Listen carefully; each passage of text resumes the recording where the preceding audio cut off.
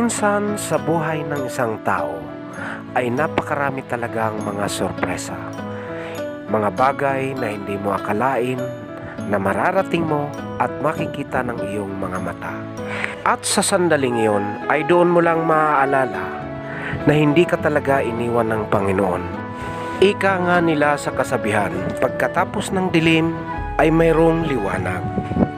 Kaya't huwag kang matatakot sa anino ng nakaraan, sapagkat yun ay nangangahulugan lamang na ikaw ay tinatanglawan.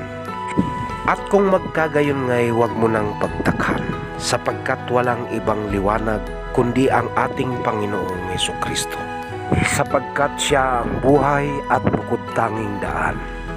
Kaya naman kung mapagbuksan ka ng kanyang pintuan, ituring mo na yun ay higit pa sa lahat ng kayamanan.